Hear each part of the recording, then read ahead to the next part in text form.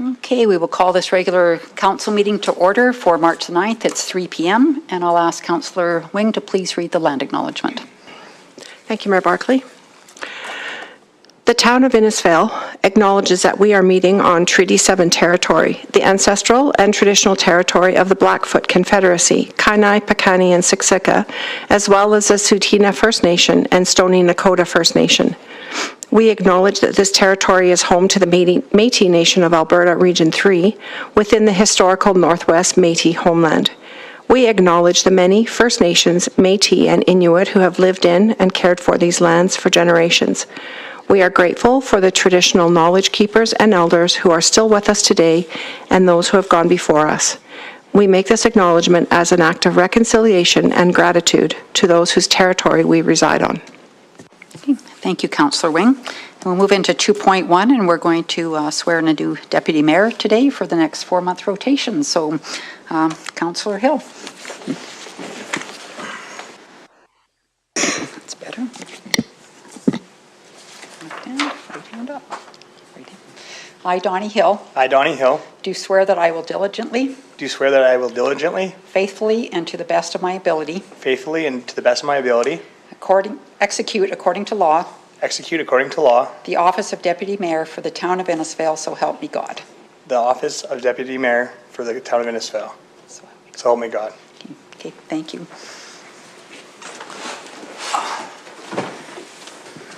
All right.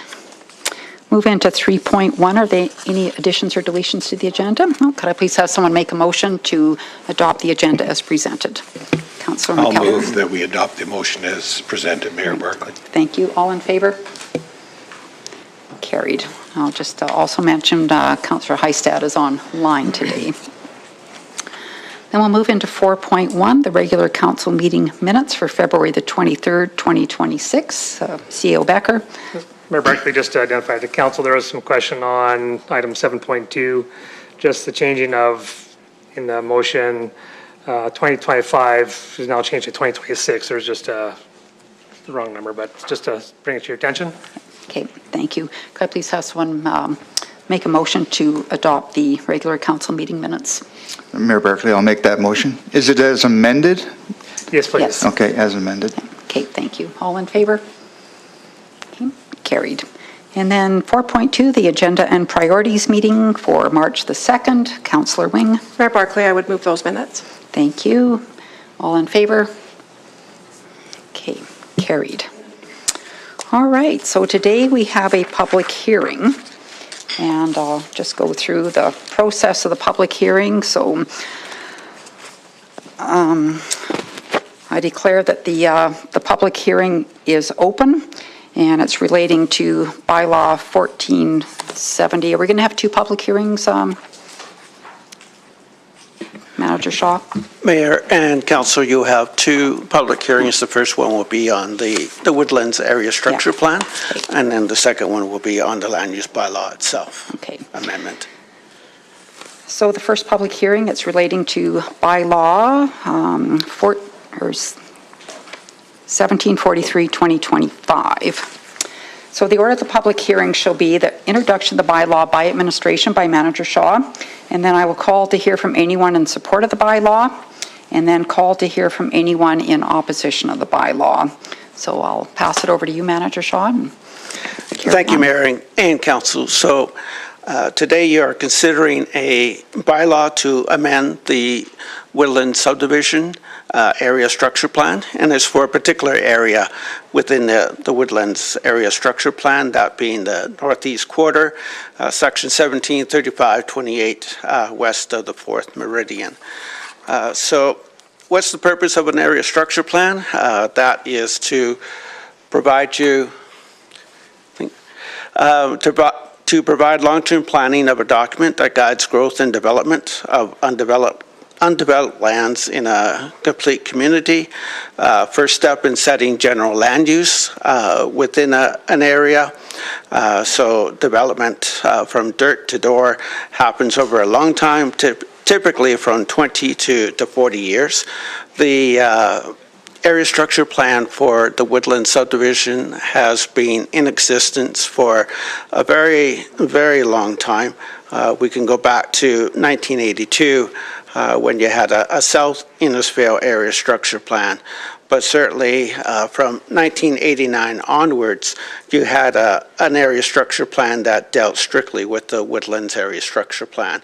And this is a plan that has been amended multiple times over the last 40 years or so. Certainly there's been a few times between 2014 and now when it has been amended. So you're now considering the latest amendment to this area structure plan. And statutory plans are not made to be put into concrete and you basically forget about them. They're supposed to be a living document that is open to be amended depending upon different land uses that are being proposed by landowners. So from our 2023 Housing Assessment Needs report, we know that there are a variety of different housing typology that is needed within our community. Certainly from the standpoint of single detached dwellings, but also from the standpoint of multi-unit development such as townhomes or duplexes or other types of similar style housing. We know that through this report, it had identified that Innisfail needed 81 housing units by 2031 to keep up with anticipated household growth. Consisting of 55 or more single and semi-detached homes, 24 or more housing units comprised of apartments and row housing, and at least 2 more subsidized community housing units. Since 2023, we have had 34 single detached homes. Those have been approved and constructed or are being constructed, along with 48 multifamily units consisting of 4plexes, 8plexes, and the refurbishment of an existing apartment building. So this proposed development, it addresses a market niche that is currently not being filled in the housing continuum. Independent seniors who want a one-story layout where maintenance is carried out by a third party. So on the map here, you can see the northeast quarter, section 173528, west of the 4th. The area is outlined in green for you. The landowner is seeking to amend the existing area structure plan by incorporating more multi-unit development than was originally or has been proposed in the last few iterations of the area structure plan. And so in order to accommodate the development, the Woodlands area structure plan must be amended to reflect the proposed land use and servicing plans, and that's why we're here today to give consideration to the bylaw under consideration. So this is what the landowner is proposing. It's a 44-unit townhouse development, likely on a bare land condominium plan. The first phase is likely to consist of 2 4-unit townhomes, and so those would be the 2 right in like the top right-hand corner there, because of access to our infrastructure within that area of the Woodland Road. Ultimately, as I indicated, it would be developed as a 44-unit townhouse development, but it'll be phased to market conditions. So the proposed amendment accommodates different forms of housing within this property. That includes single detached row housing and an apartment building. Development of townhomes will begin in the 2026-2027 time frame. This will help to address some of the areas identified by the 2023 housing needs assessment. And then the proposed housing also addresses the 2024 housing action plan to maintain a diverse supply of market rate units through private or town initiated projects. Number of dwelling units and population is to change to to 926 and 2210 from 726 and 1732. Number of multifamily units is a change from 210 from 165. So the table on the next slide shows you where there's significant changes to occur, and as I indicated, that would be within the multifamily.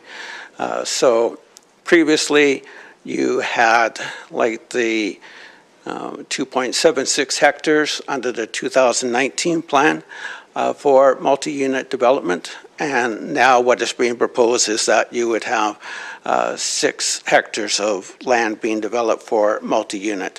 And that's probably where you have the most significant change in the area structure plan, is within that particular element or housing typology. Next slide shows you the land use concept in more detail.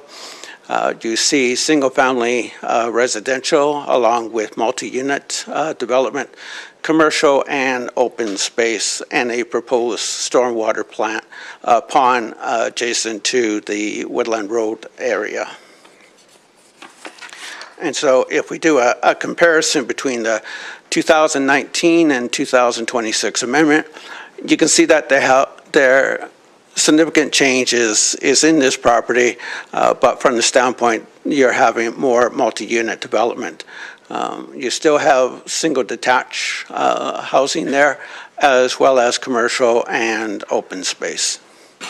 And so when you have these changes, that means that the infrastructure diagrams also have to change. So there'll be changes to the sanitary sewer. If you go to the next slide. I know it's difficult to see, but there would be, for the first phase of development, you would have the sanitary being discharged into the existing sanitary sewer system within the Woodlands area. As you may well be aware, this area does drop off a fair bit once you get further into the property. So the landowner is trying to take advantage of being able to use gravity sewer to connect the first units to the existing system. Water, you will have a connection to the existing water line within Woodland Road. And then again, as you go further down and develop further south on this property, you then have to start bringing in other water lines to be able to feed that development. And then finally, storm water. You can see that there's a proposed pond, as I had indicated earlier, that is to be developed along Woodland Road. So the first part of this amendment is to accommodate that proposed townhouse development that I outlined in the presentation. As market conditions warrant, then you'll likely see more development happening within this area. But in order for that to happen, it means that you have to invest very significantly in infrastructure to support that development. From the standpoint of community engagement, there were mail-outs to adjacent landowners. There were notices placed in the several editions of the Albertan, and there was information on the town's website. In addition, the developer held an open house on February 25th at the Library Learning Center. There were a few people who had attended the open house, and then there were others who were just interested in the development concept itself. And so from the community engagement, we received 2 formal responses that you have attached to your package. I won't go into detail, as you can see, and there will be others who will be speaking about their concerns. There was a third party who had indicated interest but did not submit a formal response before the circulation deadline. it was unknown if they were going to provide a response during the public hearing. So that was the extent of the community engagement circulation that we had. Again, in summary of this proposal, we're looking at a proposed development adjacent to Woodland Road. The developer is amending the area structure plan in order to accommodate that particular development, and at the same time indicating future development within this parcel that is under consideration for Council today. Thank you, Mayor and Council. All right, thank you, Manager Shaw. So we'll move on to the next part. So is there anyone who supports the bylaw and who wishes to come forward and speak in favor of it? Okay, I don't see anyone. Is there anyone who opposes? Oh, I'm sorry. Come on up. Can you please just turn the mic on and state your name, please? My name's Shane Stafford. I'm with Land Consulting, and I'm here on behalf of the developer Hyperbuilt. So I was hoping somebody else would come up and speak for, but as we know in these things, it's not often that people come in and speak the accolades of a development or anything else. They just don't seem to come out and do that. Anyways, thank you for the opportunity, Mayor and Council and Administration, for me to be able to speak on behalf of the Woodlands Area Structure Plan and in a minute here, Land Use Amendment that we're going forth with. As I said, my name's Shane Stafford, Stantec Consulting, and I'm here on behalf of Hyperbuilt, who is the developer and most likely the builder in some of this land here. This land, I think it's important to recognize, as Gordon had already mentioned, that this land has been designated for residential development since at least 1989. Couldn't quite get the original area structure plan from the Innisfail South Area Structure Plan from '82, but we believe that this has always been identified as future residential lands. The amendment of this area structure plan and land use bylaw will allow the developer to move forward with site design, construction, plan approvals, and everything so that residents can be built in this area. The reason for this change mainly is just for additional product types and price points in the town, and it's important to recognize that throughout central Alberta, I'm from Red Deer, and especially all small towns in Red Deer, central Alberta, have recognized that different price points are important and different dwelling types are important to round out a community like Innisfail. So this development will allow for that to happen, and Hyperbuilt is looking forward to building a relationship with the town, with the neighbors in the area, and administration to get this plan approved, to get drawings approved and everything approved so that they can move forward with construction as soon as possible. So I will be here if there are any questions or anything. All right. Thank you. Thank you, Shane, for coming forward. Anybody have any questions for Shane? Okay, then I'll move into the next part. Is there anyone who opposes the bylaw and wishes to speak? I'd ask you to please come forward.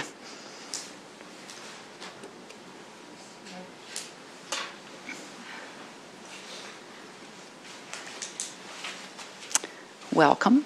And please state your name.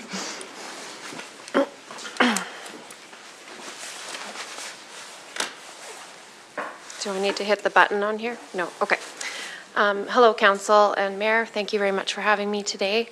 My name is Kristen Ritson-Bennett, and I'm one of two owners of Blue Rock Animal Nutrition, which is located directly to the east of and south of the proposed development. And this is Lee Eddy. He's the other owner of Blue Rock. So Our location, as you probably are aware, was originally the old Hereford Test Center in Innisfail, and in 1999 it was purchased by Don McCullough, and it was converted into a premix manufacturing facility, which is very similar to what we do today in that facility. We purchased it in 2012, and we've gone and continued on with that mineral manufacturing. I wouldn't say that I am necessarily in opposition to development. I recognize the need for more housing. That's an absolute, I have personal experience with that as well. But I just wanted to have the opportunity to bring forward our concerns as a commercial operation nearby. So since 1999, this manufacturing facility has depended on that unoccupied land directly to the west and to the north of our building. And that's utilized for safe truck maneuvering, staging, and accessing our overhead doors at the back end of our building. And it's actually the only way for us to access our building. That west side area is essential. It's the only way for us to access it and for B-train semis to turn around, align, and load. Restricting our operations to that titled property line would force trucks to back in from 52nd Avenue, which would cause some potential safety concerns.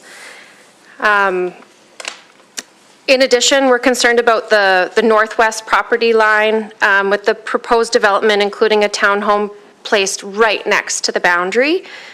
With our extended operating hours, we could be up to 18 hours a day operating in there with trucks coming in and out. There is concern with truck traffic, noise, dust, lighting, and with those residential units placed right next to the property line, there is some potential compatibility issues and some potential for conflict between a commercial and residential area. Therefore, I think a buffer zone between our facility and any new residential development isn't just as helpful, it's essential to prevent future conflicts. Again, I'm not opposed to responsible development, but approval of any development must account for some of these key realities. So again, safe commercial vehicle maneuverability, continued functional access to our building, appropriate buffering between commercial and residential use, and recognition of our 27-year history of operational reliance on the West End. Relocating our facility is not feasible. We are deeply rooted in this community. I have no desire to leave Innisfail. We have a small farm here, my children attend school here, and we are committed to staying in Innisfail.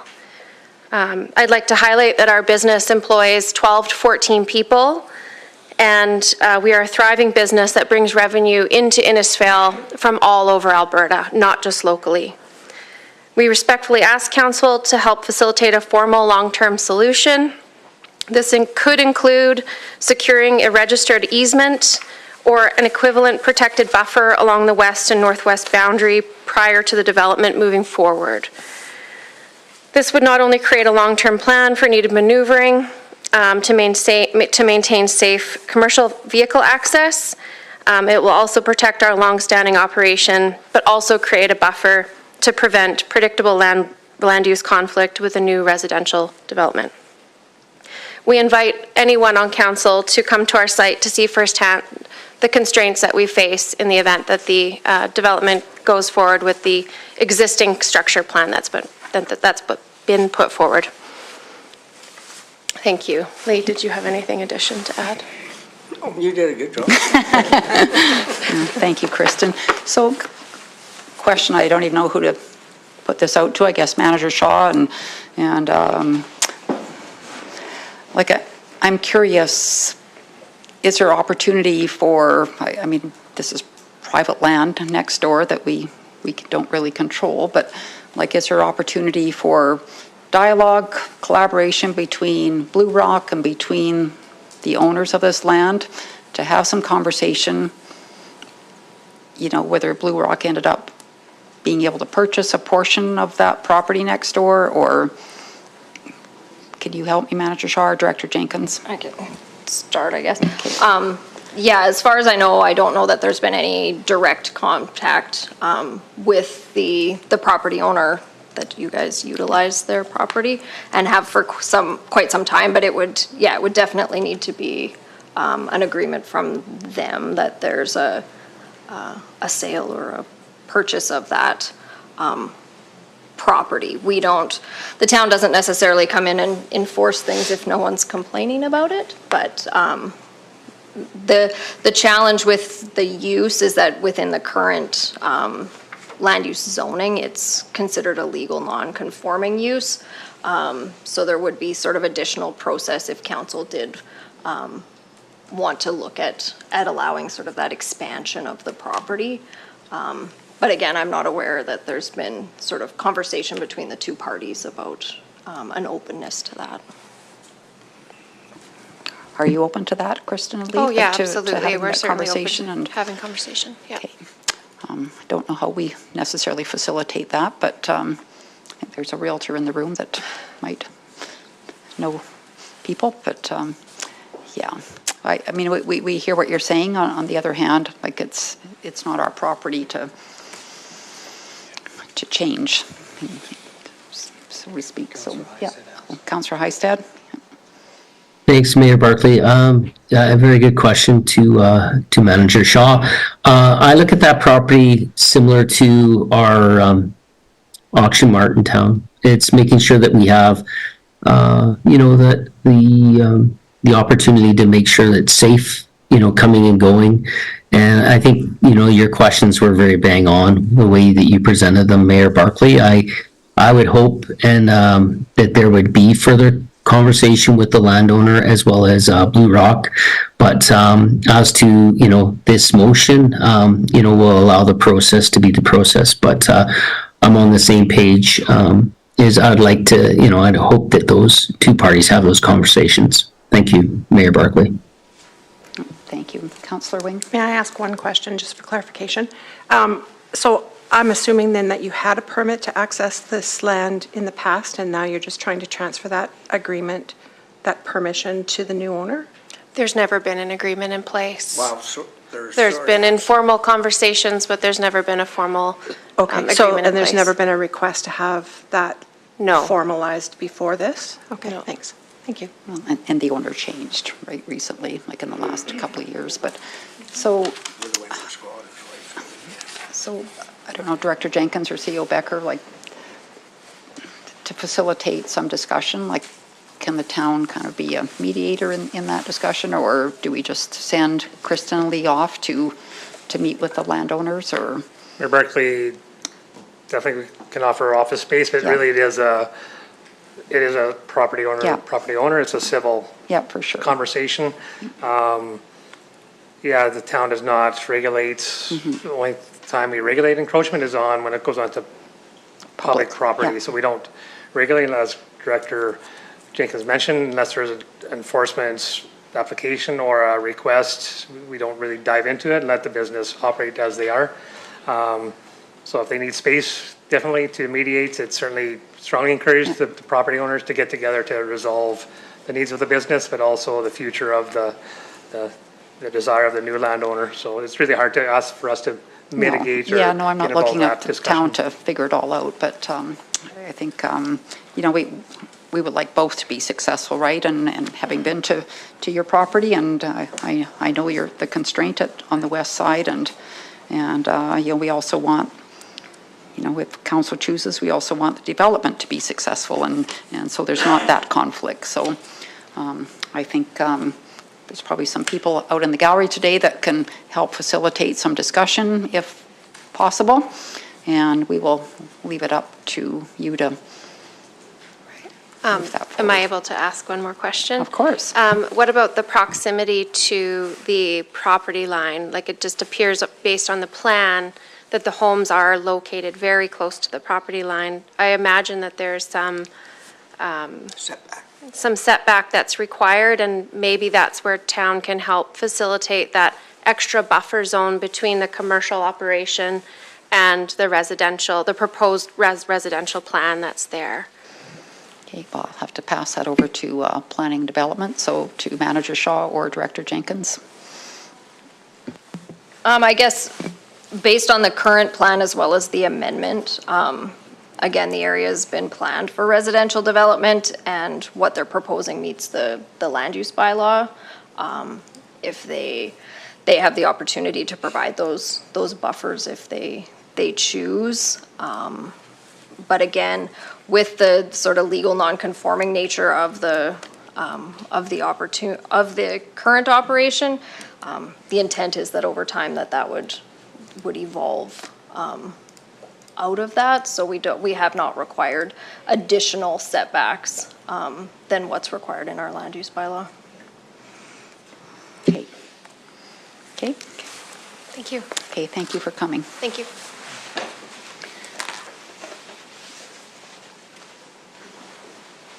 Is there anyone else that would like to speak against? Just please state your name. Good afternoon, Mayor Barkley and Council. Sorry, I'm coming in here last minute. Barry Peters. I live on Woodland Road, and I don't watch enough internet, pay enough attention to. I just kind of learned about this here last week and printed it off what I could, and decided to come to the meeting. Concerns I have, I printed off what I could, and I wasn't aware of the town hall, but and just from hearing a little bit about the developer, I was getting here late, there are no town upgrades to the water and sewer and road system, or is this all stage one? That's one of my questions, because I know as far as road and dust control has been an issue for many neighbors down there. The water on the east side of Woodland Road is that's a high volume water route in there, and then whether there's pools and ponds and everything like that. But what I did hear was, oh, this is just going to be a gravity flow sanitation system. And I recently, in the last 3 years, set up my house and everything in town and had to put in my own services and everything. I respect that, and I'm wondering how that differentiates to the other side of the road. If they're just running gravity control and town water from above. So them are some of my questions and concerns. Sure. No, I'll pass it over to Sure, Director I can Jenkins. get on a couple of those. So the new development will be connected to the town's sanitary sewer system. It will just function by gravity. There doesn't need to be a lift station. So it will pump into the town's municipal system to be treated for sewer. It's not a private wastewater system. They're tying into the town's water and sewer system, and are required to provide all of their engineering studies with respect to drainage and the drainage systems, like you mentioned, the ditch on the one side of Woodland Road. This first phase that they're addressing, there is not a requirement for upgrades to Woodland Road at this time. As development in that overall area progresses, there will be requirements from developers to update Woodland Road to an urban standard, so paving and those sorts of things. Okay, well, my question is, there gravity works, but somehow there's got to be lift, or because as far as I see on the map, and there's a couple of different southern boundaries that I see on what I printed off, that it's way below what the town has for services. According to my northern neighbors, I'm kind of right off Davis Street there, so. Davis Street, yep. 5240 is my number. Sure. But, Yeah, my understanding in regards to servicing is they'll be tying into the gravity line that we have, but the development itself will be into its private lift station. So they will be flowing into a lift station, then pumping into our system. So they will have their own lift station. Okay. But it'll be private. Okay. Yep. That makes sense. The second question is, and I don't know about heights and limits and densities and things, that's why the town is all in place, but, you know, I moved into that just to have a, you know, 3/4 of an acre of ground and have that ability, and I knew across the road at that time it was all singular housing development is what I understood, and light, and I figured it was going to be ag.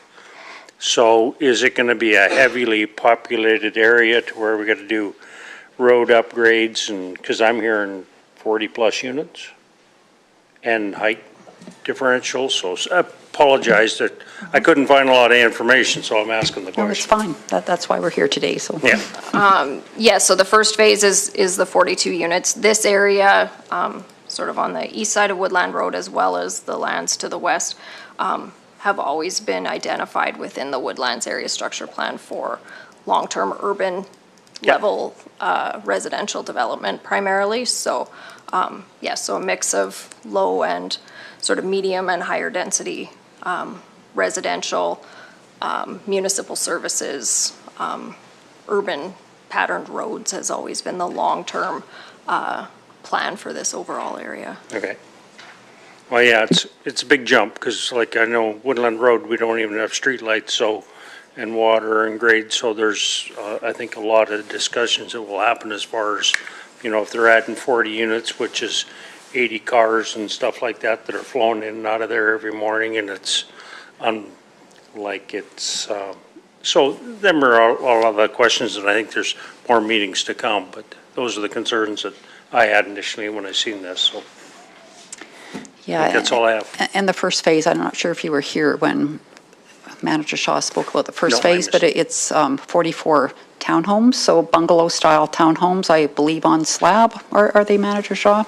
So it's really more of a, I guess, stereotyping a little bit, but maybe more of an older adult type development, and it's something that we don't have in this community enough of, and we're actually losing people to Red Deer or other communities because we don't have it. So that's what this first phase is.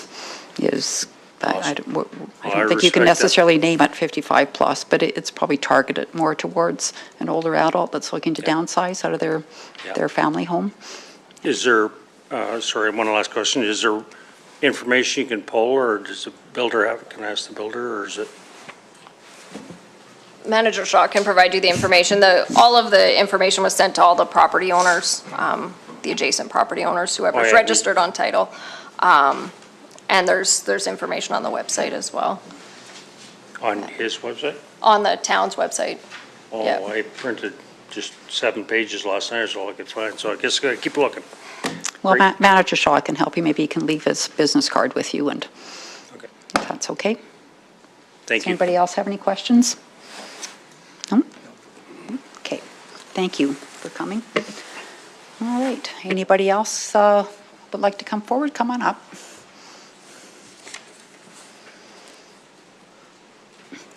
Now I'll just get you to turn the microphone on, please, and state your name. Hi, I'm Jeanette Watson.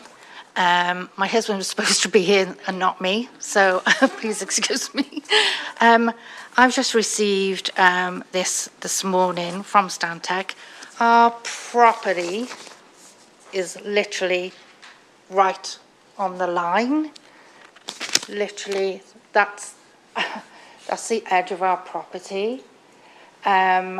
So we were wondering, again, like the gentleman said, like the height of the properties, because if a property, well, if one of the units was to be built there, it would block out all our light completely from the side of the house. One of the reasons we moved there, we lived on an acreage. I don't drive. I was just it was horrible. So we moved to this particular property because we have best of both worlds. My husband had his acreage, if you like, and I could walk into town, and I had people around me. And suddenly now everything's going to be blocked out. But don't get me wrong, I do understand the need for more property in the area. But I'm with Blue Rock completely. They're an amazing company. They're wonderful neighbours to us. We're in their yard, basically. And the way they run their business is perfect. It doesn't bother us in any way because they have their turn-in circle. The way they do their business doesn't affect us physically. If they weren't allowed a buffer, or if they weren't allowed to carry on as they were, and they had to, back into 52nd Avenue, goodness knows what that would do to our property, because we're right on there. So that would, that would be terrible for us anyway. But we need to know, would we be able to have someone to come to our property to show us exactly where things will be built in respect to our property line? Will we see anything out of our windows anymore? Will there be a fence? How high the properties will be? Things like this, because it'll be a huge impact on us, huge. Okay, I will pass it over to planning and development again. They are bungalows that are slated for phase one. Bungalow on slab. Not townhouses? Bungalow style townhouse, so that they're attached. Okay. For a single story. Yes. They're all going to be single story? That's the intent. Juanita, can you just go, I think it's the 5th slide in the PowerPoint there. Go up one maybe. Development concept, that one. Oh, it's kind of, there, it's not cut off. So you can see So there's this. Yeah. Right. So the units to the west of the property owner's parcel there has almost double, if not 3 times the typical rear yard setback on those houses, you can see. Yeah. So there is a substantial distance. I'm sure Stantec could provide us what that actual proposed rear yard setback amount would be. But the ones, as you see going north, that the backyard is quite a bit smaller, that would be a typical backyard setback. But as you can see, it's right the ways up to our literally right the way up to us. Would there be any chance of any sort of easement to bring it in slightly? Because it just seems silly that all the other gardens are the same size except for those which reach us, literally reach our windows by the looks of it. Could anyone come and show us exactly where is, how high the fences are going to be? Because I presume there are going to be fences there. We don't have that level of detail at this point. You don't know? We don't have that level of detail in terms of how high fences would be, no. So when will you have that? When will our information be available? So there's a number of processes. There's still a subdivision and then development permits that all need to go through when you get into those increasing levels of detail. Okay. How long does the process take then? I know there's obviously development permits and building permits and typically, once, if they're approved for the concept and rezoning, they can then move into the subdivision process. That's typically about a 60 to 90 day process to achieve a conditional approval. There's then a number of conditions that's sort of dependent on the developer, how quickly they achieve those conditions. And will all the properties be private sales? So the intent is that it's called a bare land condominium. So each of the units would be sold, but it's part of an overall sort of joint development. But no, what I mean is, will it be, all the properties there, will they be put up for sale to be bought by a private? They will be for sale. The town doesn't regulate if you're getting at whether they're rentals or not. No. We don't regulate whether an owner has to live in their home or if they rent it out. The only issue I sort of fear is in Edmonton there was a similar development and it's come to light. There are a lot of the properties are being rented by the hour, which is a bit of a worry. That was actually in Garneau, so it was actually a rooming house that was built because they have blanket zoning in areas in Edmonton, so completely different than what this is. So it's going to be all private and it'll be okay. It's obviously, we're so near there, we don't want any trouble. Yeah. That's what I'm a little bit scared of. I'd rather, like Blue Rock, as I say, they're amazing neighbours to us, and I need them to have their room to keep carrying on. No, for sure, but I think we also need to understand that, like, this property is like for 40 years, it's been slated for development, and so there's somebody that owned it for a number of years, and somebody else owns it now, and they want to move forward with some development. So, it's impossible for the town to say, oh, you need to give up your land for somebody else. I mean, somebody else is using their land. We obviously accept that there has to be residences there. And I'm so old, when I grew up here, there was nothing west of the school. So you think of all the development that's gone on, and, north by Dodds Lake and everything else. So communities change. Yeah. And I know it's always hard, and I get it. It's hard for homeowners to see the change coming, and there's always concerns, and we certainly acknowledge that, and we hear what you're saying, and we certainly hear what Blue Rock is saying, and hopefully there can be just some discussions around that, but we can't guarantee that either. So thank you for but I appreciate you coming today. Thank you. Shame on your husband, right? Sorry. Does anybody else have any comments? Okay. Thank you.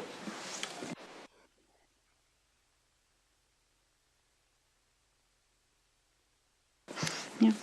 Okay, anybody else would like to come up and speak against? Okay, don't see any. Are there any further comments from administration? Manager Shaw. Mayor and Council, you've heard a lot of concerns related to development of the property, but the emphasis here is on the long-term vision for this particular property in the Woodlands subdivision. As I indicated in the presentation, ASPs are typically 20 to 40-year vision for an area of the community. As a landowner, I would be absolutely delighted if 44 sales came in 1 year, but we know from experience that you'll get a few townhouses being developed in a year. The market will determine what and how quickly the property is going to be developed. So you're looking at the land use from a 30,000-foot level in terms of, is this an appropriate land use for this area of the community? And so for the last 30 to 40 years, residential has been identified, whether it be single family or multi-unit development within this parcel. And so the landowner has come forth with a development proposal that encompasses low-density multi-unit development. And so that requires an amendment to the existing area structure plan, as well as the land use bylaw. And that's what you're looking at today. The concerns will have to be addressed through the development proposal, as well as through the subdivision application and preparation of a development agreement and whatnot. So there's a lot of steps that still have to be done before you can put shovels into the ground and see development happening on this particular parcel within the Woodlands subdivision. Thank you. Thank you, Manager Shaw. And are there any further questions or comments from council? No, I'm seeing none. If not, I will accept a motion, please, to close the public hearing. Councillor Strong. Thank you, Mayor Barkley. I'll make the motion. We close the public hearing. Okay, all in favor? Okay, carried. All right, and we will move into our second public hearing. So that will be an amendment to Land Use Bylaw 1470A84. So I hereby declare the public hearing relating to Bylaw 1470A84 open. Again, the order of the public hearing shall be an introduction to the bylaw from administration. Then we'll call on anyone who supports the bylaw, call on anyone who opposes the bylaw, and then we'll carry on. Manager Shaw, thank you. Mayor and Council, so the previous public hearing looked at the land use from a 30,000-foot level. On this particular public hearing, we're looking at the site-specific land use. And so the bylaw is seeking to amend a particular area within this property from residential single-family district to residential multifamily district, or R3.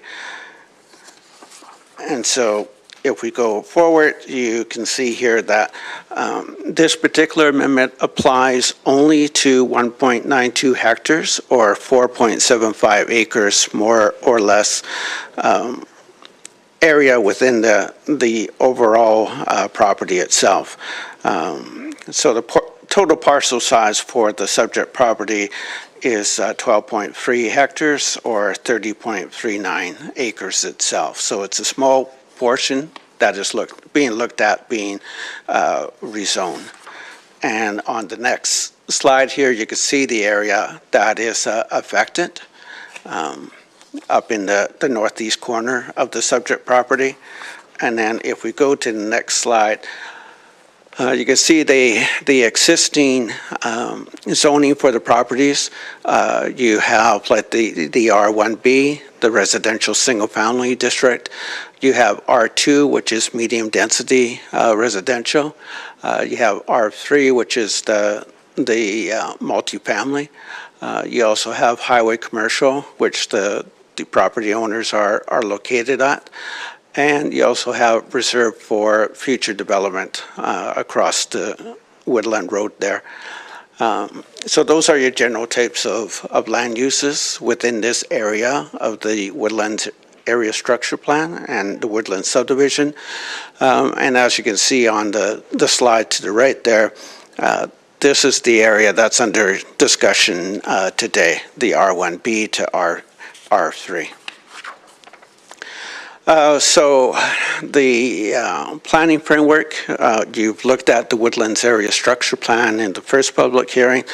Land use bylaw itself, granting second and third readings to bylaw number 1470A84 will amend the land use zoning of the subject area within the northeast quarter, 173528 west of the 4th. By doing so, the proper land use district is in place for development of this type of housing product.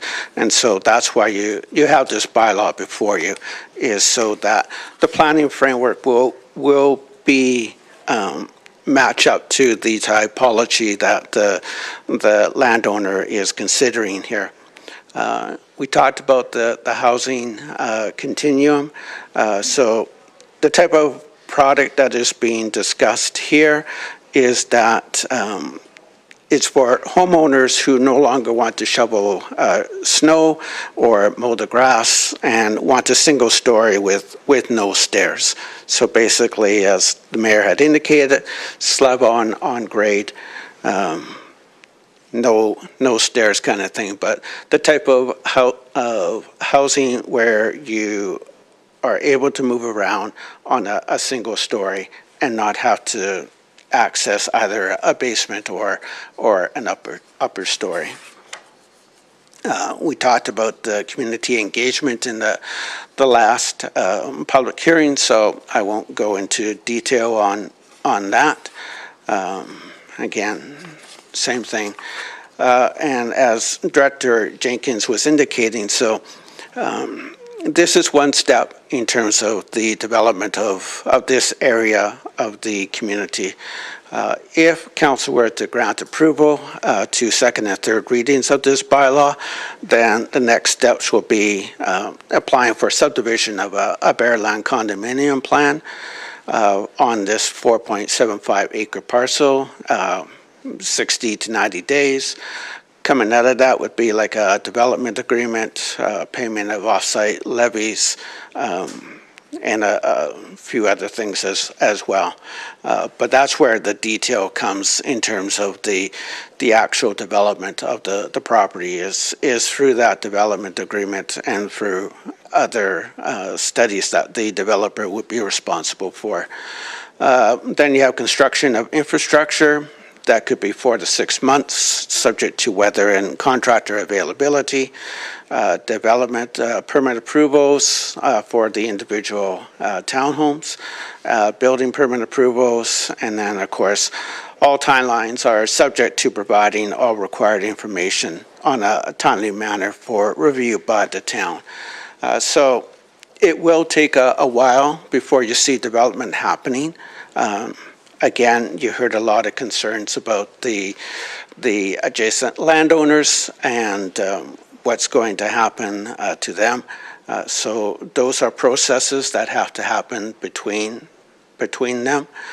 Certainly, we can do what we can do, but basically it's between the two landowners themselves to work out solutions to their concerns that they had raised. And then again, this is not going to happen overnight. It's going to take a long while before you see development proceed steadily on this particular parcel. But the first step is to look at reviewing this particular bylaw. Does it make sense for the land use in this area? Does it make sense for the community? Does it make sense from the standpoint of the studies that we have done in the past with respect to this type of housing product in the community? Thank you, Mayor and Council. Thank you, Manager Shaw. Right, is there anyone who supports the bylaw and wishes to speak?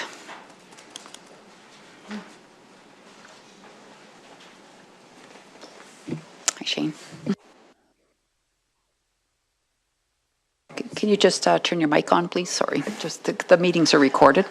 I wasn't going to speak, but there's a few definitions I'd like to look at. Can we just scroll back to the slide that showed the two land use?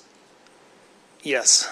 So as you can see for this parcel, it's not going to affect the access that we heard about before. So that's a good thing for this specific parcel. This parcel is also being developed because, as we've heard, it allows for access to the north as well as storm and sanitary to the north. Anything else further south needs a very expensive lift station.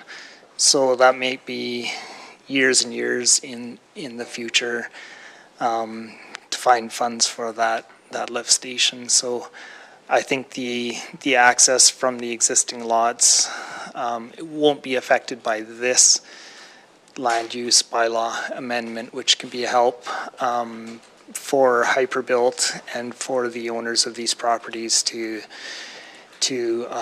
work out an agreement or something that would help be the benefit to both properties. So I just wanted to point that out.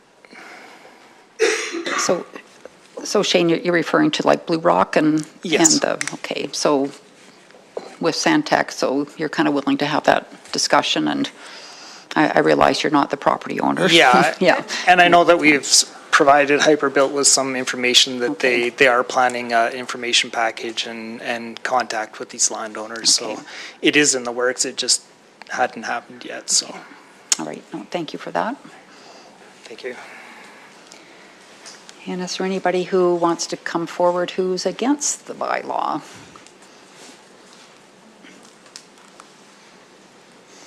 Okay. I think the comments were captured in the previous public hearing. Any further comments from administration?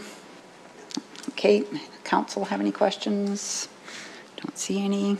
All right, then we'll just have a motion then to please close this public hearing. Mayor Barkley, I would move to close the public hearing. Okay, thank you, Councillor Wing. All in favor? Okay, carried.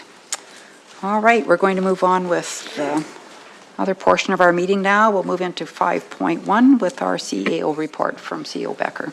Thank you, Mayor Barkley. Hello, Council. My report's submitted for your review. If there's any questions regarding the report or anything else administratively, operationally, I'd be happy to answer your questions.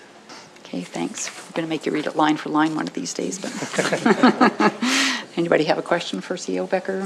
If not, I'll just have a motion that we accept his report as information. Councillor McKellar. Mayor Barkley, I move that we accept CAO Becker's report as information. Thank you. All in favor? All right, carried. And we'll move into 6.2 with our council action control. Does anybody have any questions about this? Just wait till Winnie just scrolls down to the end of it, and I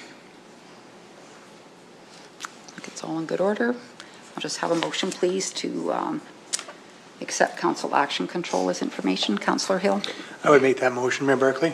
Okay, thank you. All in favor? Okay, carried. All right, and we will move into 7.1 with Director Kennedy and asset management policy. Thanks, Mayor Barkley. So I have in front of you an update to the existing asset management policy. Back in 2022, Council approved the adoption of the asset management policy 2022-009. Administration did a review of this policy with a recommendation to maintain the purpose of that policy, as it does still provide clear objectives and principles, still being relevant to the maintenance and growth of our asset management program. Highlighted within those objectives are the enabling informed, transparent, and consistent decision-making, supporting a culture where asset management is incorporated, ensuring that the town services and infrastructure are provided in a safe, reliable, sustainable manner within approved levels of service to support residents, as well as in aligning with our corporate vision and goals. As well, ensuring that risk, level of service, condition, and inventory are considered, including considerations for climate, environmental sustainability, and energy transition in our decision-making process. One of the key additions to the policy is highlighted in the principles that guide the asset management program. These include well-balanced asset decisions well-balanced program, asset decisions considered level of service, performance, risk, benefit, cost, environmental health and safety, as well as determining validity for investment. Accountable, the town will take accountability for inventory, performance, and use of the assets. Systematic, decisions regarding assets must optimize the asset and asset systems. Sustainable, asset inventory must be made with a long-term and lifestyle approach focus. Continual investment, asset management documents and methods must be reviewed regularly to identify and accommodate changes. And evidence-based decision-making. Asset decisions shall be supported by a formal and consistent evaluation process. As well, to align with Council's strategic plan, the asset management policy and program will be reviewed every 4 years to make sure that alignment comes in. So I'll take any questions you have on our policy. Right. Thank you, Director Kennedy. Could I please have someone make the recommended motion? Mayor Barkley, I'll move that council approves the asset management policy 2026-005. Okay, thank you, Councillor Russell. Does anybody have any questions for Director Kennedy? I don't see any. I just have a comment, Okay, actually, if that's all right. thanks, for sure. Just a comment. The last couple of months, I've attended a couple of workshops relative to Parks and Recreation and Culture across the province. And, you know, asset management, as I listen to people from other communities, whether they're even larger communities or smaller, it's kind of a blessing and it's kind of a curse all at the same time. And if you're a smaller community, it's like overwhelming and you don't know what to do. So I just wanted to thank you for your leadership on this over the last, we've been talking about this now for 4.5 years. And it is a big body of work and it does take a lot of money to be able to, but more than that, it's the understanding of why it's important and how, 40 years from now when we're looking at some of these other facilities that we're bringing on stream, we'll be in a better place to deal with some of the issues that are surrounding them. So thank you for your work on this. It's been important. Thank you. Thank you for those comments. Very true. Okay, we have a motion. All in favor? Okay, carried. And we'll move into 7.2, a safe CPKC crossing. Yes, thanks, Mayor Barkley. So we have in front of you kind of a summary of all the crossing agreements that we have in town here with CPKC. In November 2025, we were notified in regards to a major maintenance project that they will be doing at 49th Avenue crossing later in 2026. Based on the existing agreement between the town and CPKC, 100% of that maintenance cost will be borne to the town. This triggered a full assessment in regards to all of our crossings in order to get a better understanding of the capital investment that we need to have in place. Highlighted within the chart is all of our crossings, as well as what the existing agreements state in regards to the appropriate cost sharing for those crossings. So, for instance, at 42nd Street, the road allowance, that's us. We bear 100% of all surface improvements. And then in regards to the warning systems, it's a 50-50 split. The White Rock pedestrian crossing that we did here a few years ago, that's 100% borne cost to the town. 50th Street, the agreement has that CPKC is 100% borne of all surface improvements with a 50-50 split on the warning system. 49th Avenue, as well as 44th Avenue, 100% cost borne to the town in regards to any road surface improvements. And then on 42nd Avenue, CPKC is 100% borne on any costs.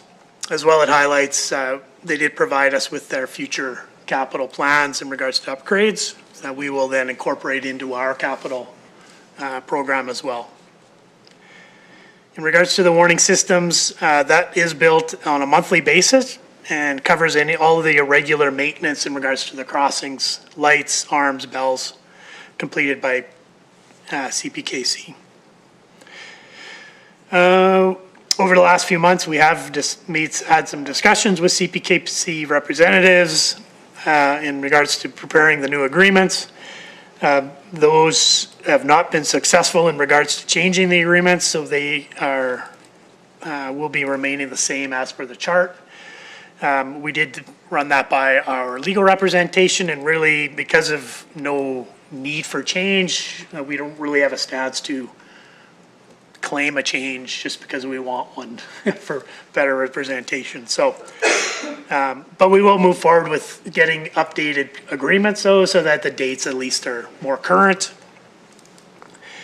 One of the suggestions by CPKC was to close the crossing at 49th Avenue, which would then save on that maintenance cost. We did review that internally in regards to just safety and service level, and was not something we would recommend moving forward with. As stated, we would look at adding these future costs into our capital in order to appropriately fund those projects. We are recommending allocating this $400,000 project out of our infrastructure capital maintenance reserve, which is at a balance of just over $2 million. So we'll look for that.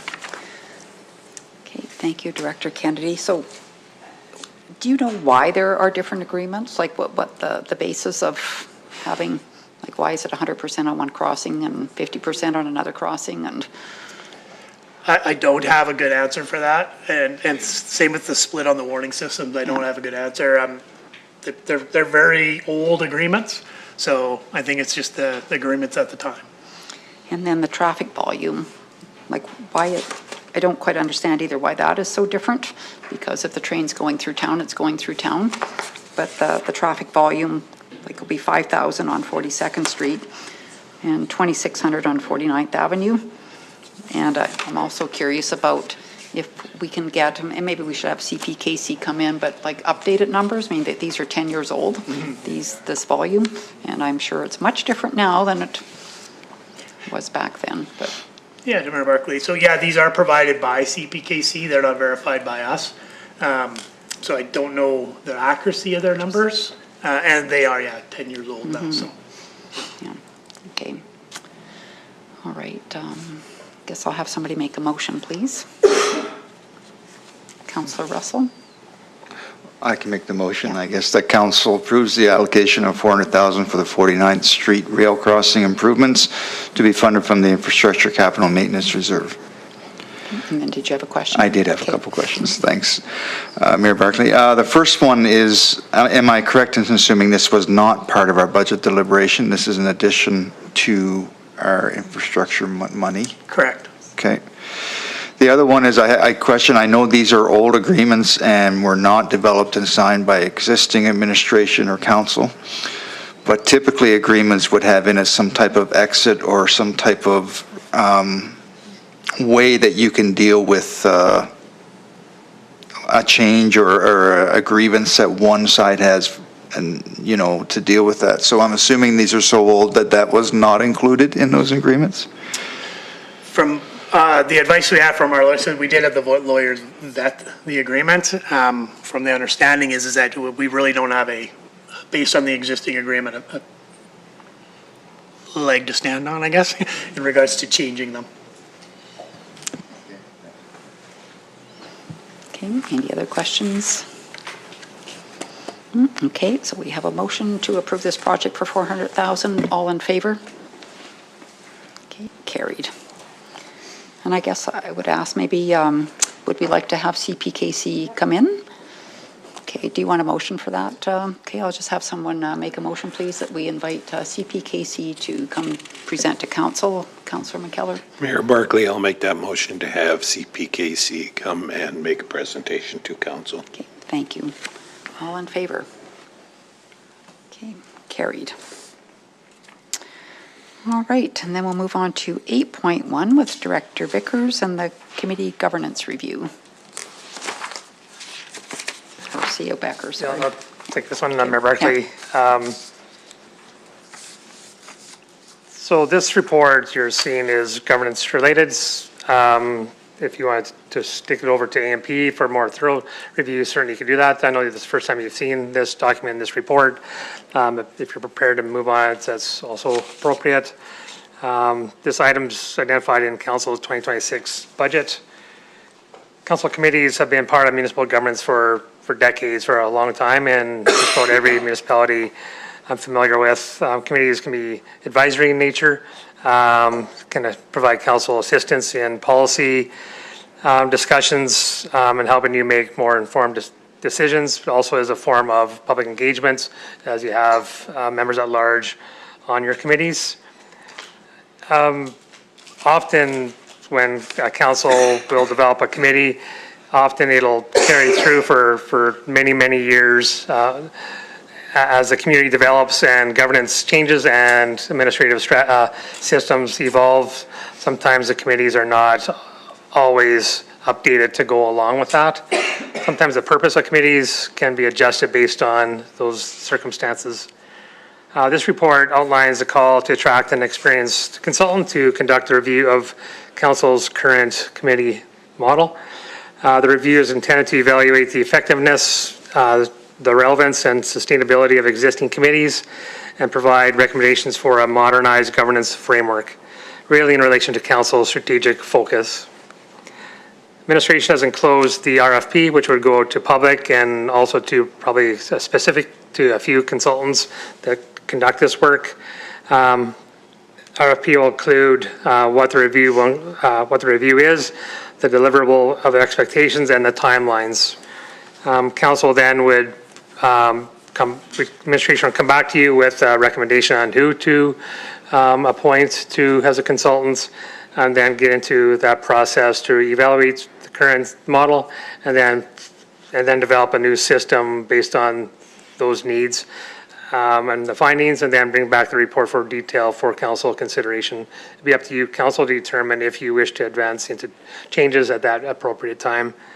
I think there's room to adjust the current system to be more streamlined. I know it was brought up through administration that it'd be nice to have our bylaws or terms of reference follow through in similar fashion, which mandate to roles, to membership, to all those different clauses. So just looking for council's feedback if you're prepared, looking for a motion to advance this RFP to the market.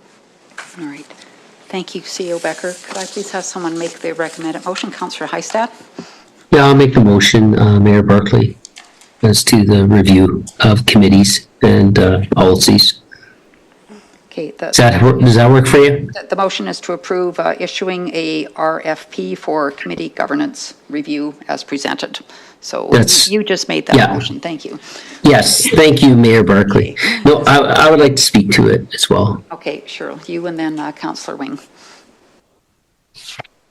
Thanks, Mayor Barkley. I think this work is long overdue. It will streamline some of the process that we have within council and how we administer ourselves day to day as a council group. I know previous council we were looking at this, and that's why I'm speaking to it today. Thank you, Mayor Barkley. Thank you, and Councillor Wing. Thank you, Mayor Barkley. I have a question for CAO Becker.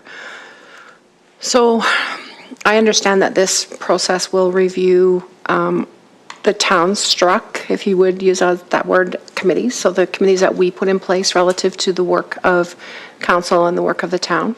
Will we also take the opportunity then to address our participation on some of the other boards and commissions? Commissions, not so much. They're pretty much mandated through legislation. But I'm thinking about, we sit on one board and we're a non-voting member of the board, and we sit on another board and we're a voting member of the board, and sort of what does that look like? And by being a voting member of someone else's board, how does that impact our work at town council? So will we include that work in this as well? Councillor Wing's question, yes, it includes council's role on external committees as well. And are there others you should be participating on, or should there some that you should not be on? So yeah, that dialogue and deliverable will be included in the scope. Okay, any other questions? No? Okay, then all in favor of the recommended motion? Okay, carried. All right, we'll get into 9.1. So this is with Manager Shaw, second and third reading of Bylaw 1743-2026. Mayor and Council, the report before you seeks to have second and third readings of Bylaw 1743-2026. This was the subject of the public hearing that we just had, dealing with the Woodlands area structure plan. You have before you two motions. From the background, basically, we have talked about this area structure plan and how it is a document that is revisited when landowners wish to look at changing the proposed land use that was designated for their areas. And as I indicated in the public hearing itself, we have had an area structure plan over this particular area of the community for many years. And the subject property itself has been shown to be a combination of residential, commercial, as well as open space. So in this application, the landowner is seeking to have an amendment to the property, to the area structure plan, to accommodate future development. And realistically, the areas that are being changed in the area structure plan deals with Table 1, which is the land use statistics and development impact. And as I indicated in the public hearing section, most difference between this proposal and the existing area structure plan is that the amount of multifamily residential development being contemplated increases from 2.76 hectares to 6 hectares. And then that will also change like the number of units and population. And as you can see in the second table there, it indicates like what those changes are. And so with this amendment, it is anticipated that there would be 200 more dwelling units and 478 additional people within the Woodlands subdivision, most noticeable in the multi-unit residential category. And then as well, the maps themselves have to change to reflect the different type of residential land use that is being contemplated in a portion of the subject property. I indicated about the community engagement process and the responses that we had. So administration is recommending to you that council give consideration to second and third readings of Bylaw 1743 in 2026 to amend the Woodlands Area Structure Plan.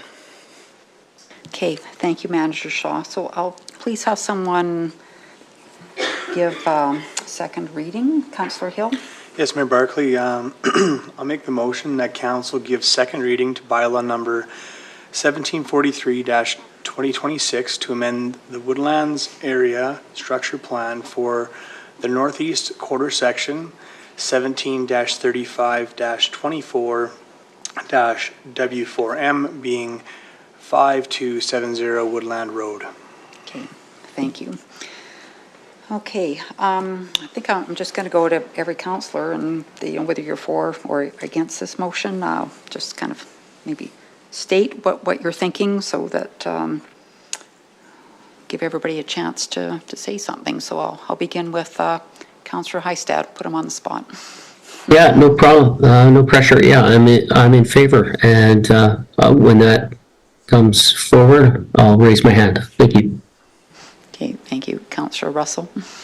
Thanks, Mayor Barkley. I'm in favor. I did appreciate those who came in and shared their concerns and thoughts, but I think there's nothing there that can't be sorted out between the individual landowners, and we are in need of a development of this nature in our community. So I'm in favor.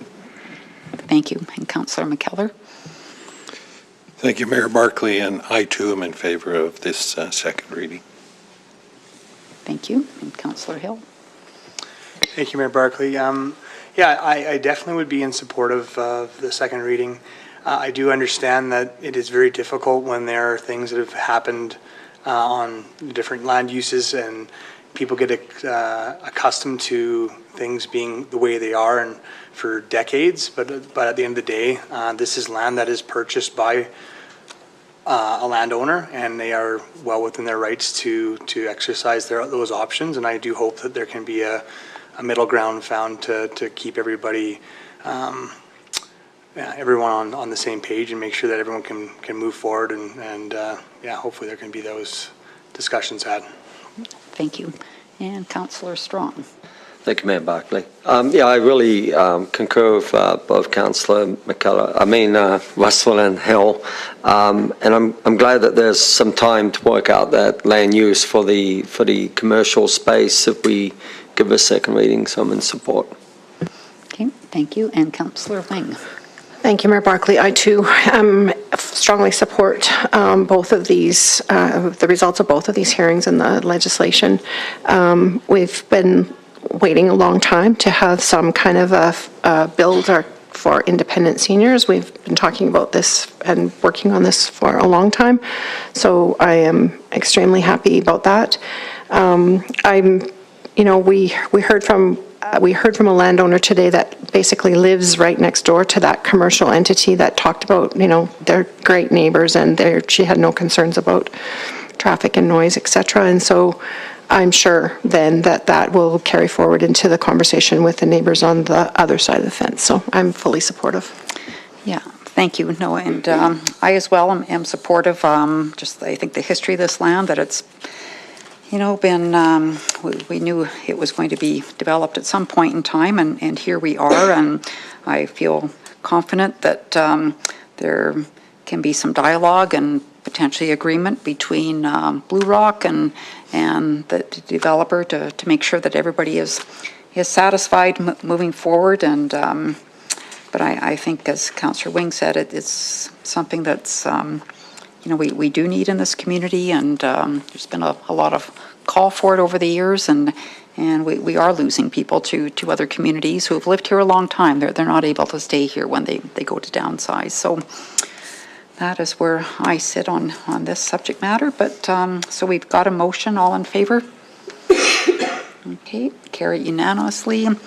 So we'll now go to third reading, please. Mayor Barkley, that council gives third reading to bylaw number 1743-2026 to amend the Woodlands Area Structure Plan for the Northeast Quarter, section 17-35-28, W4M being 5270 Woodland Road. All right, thank you. Are there any further comments? Okay, all in favor? All right, carried unanimously. And then we'll go into 9.2, the second and third reading on 1470A84. Mayor and Council, the second report that you have before you is to amend the land use zoning for this particular area of the subject parcel. We're asking for second and third readings of Bylaw 1470A84.